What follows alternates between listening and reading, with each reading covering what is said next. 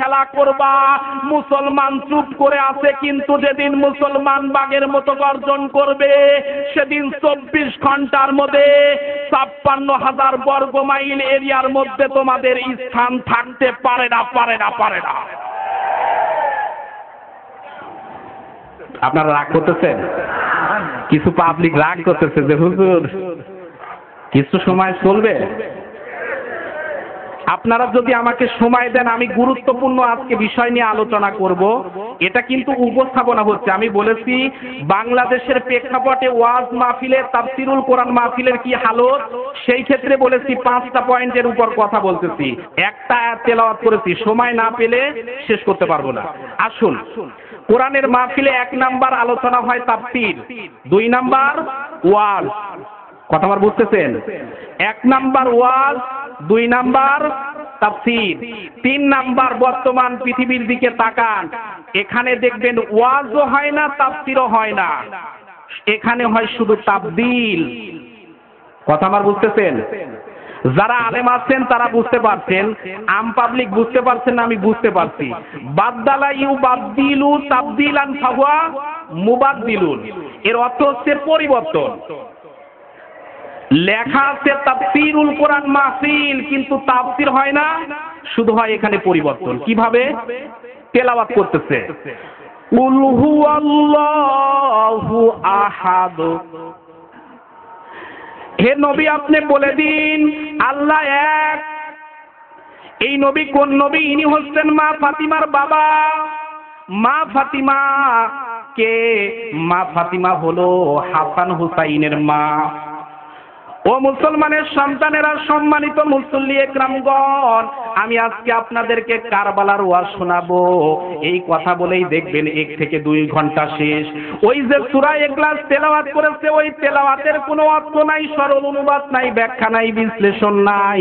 ওই যে শুরু হলো কারবালার ওয়াজ, ওই দিয়েই দেখবেন 1.5 থেকে 2 ঘন্টা শেষ। এরকম তাফসীর আছে না নাই? কথা বলে না কেন? তেলাওয়াত করেছে কিন্তু সূরা ইখলাস, কিন্তু আলোচনা হচ্ছে কারবালা। এইটা কিন্তু ওয়াজও নয়, তাফসীরও নয়, এইটা হচ্ছে তাবদীল। বাংলাদেশের দিকে আজকে তাকান, অধিকাংশ কোরআনের মাহফিল থেকে ওয়াজও হয় না, তাফসীরও হয় না, হচ্ছে তাবদীল। এবার রাগ করতেছেন, বোঝা যাচ্ছে। 4 নাম্বার, এই বাংলাদেশের দিকে তাকান, আজকে বাংলাদেশে ওয়াজও হচ্ছে না, তাফসীরও হচ্ছে না, তাবদীলও হচ্ছে না, শুধু হচ্ছে আওয়াজ। কথা বলেন না কেন? আমি আগেই বলেছি আমার কথাগুলো একটু করা লাগবে, কিন্তু বুঝতে পারলে মজা পাবেন। 4 নাম্বার, শুধু চলতেছে আওয়াজ। এখন বলতে পারেন হুজুর এই জিনিসটা কি বুঝলাম না, এইটা বোঝার জন্য বলতেছি। কানে এইভাবে হাত দিয়ে দেখবেন, টান দিবে। বাজান রে, হরিণ একটা বান্দা ছিল গাছেরই তলায়।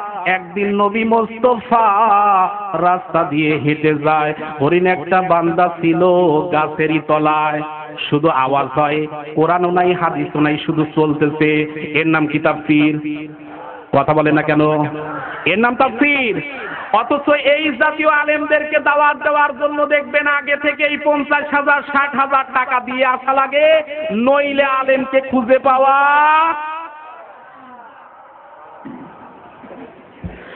5 নাম্বার যেটা বর্তমানে চলতেছে সেটা হলো ওয়াজ। ওয়াজ মানে হলো ধৌত করা। ধৌত বলছেন তো? তার মানে হলো পরিষ্কার করা। ওয়াজের স্টেজে ওঠার পরই বক্তা মাইক পাইলেই বলতেছে ও কাফের, ও মুনাফিক, ও বেঈমান। অথচ এই জায়গায় তাকিয়ে দেখেন কোরআনের আয়াত নাই, তেলাওয়াত নাই। এই কোরআনের মধ্যে আল্লাহ রব্বুল আলামিন 500 আয়াত দিয়েছেন শরীয়তের দলিল। এই একটা আয়াতের উপর যদি কথা বলতে চাই 2 থেকে 3 ঘন্টা সময়ে কিন্তু কুল পাবে না। এই কোরআনের হাদিসের আলোচনাগুলো বাদ দিয়ে বিতর্কিত বিষয় নিয়ে আলোচনা করে আজকে মুসলমানদের ভিতরে বিভিন্ন দলাদলি তৈরি হয়ে গেছে। কথা বলেন না কেন? রাগ করতেছেন?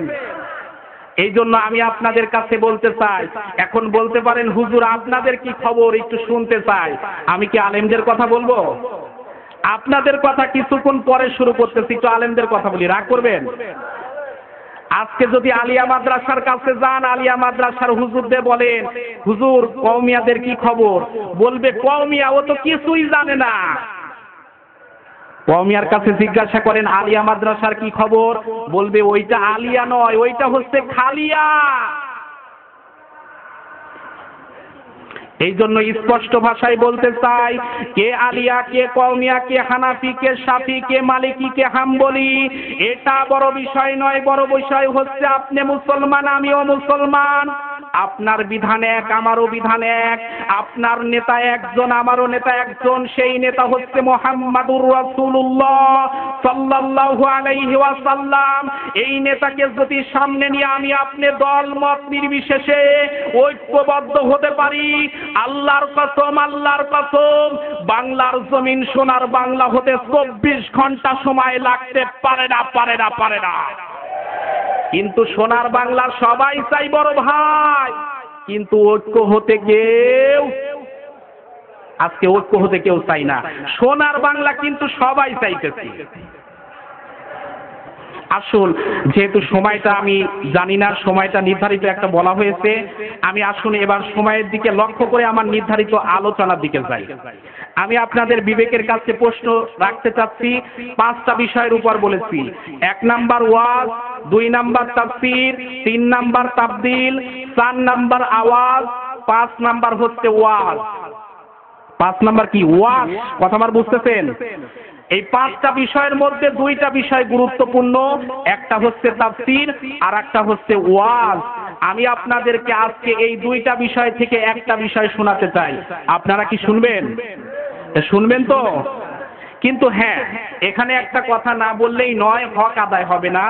যিনি তাফসীর করবেন, তাফসীর করতে হলে কমপক্ষে 15টা বিষয়ের উপর এলেম থাকতে হবে। কথা আমার বুঝতেছেন? আমি স্বীকার করছি এলেমের দিক দিয়ে আমি খুবই কমজোরি, এতটা এলেম নাই যে আমি তাফসীর করতে পারবো। তবে যিনি তাফসীর করবেন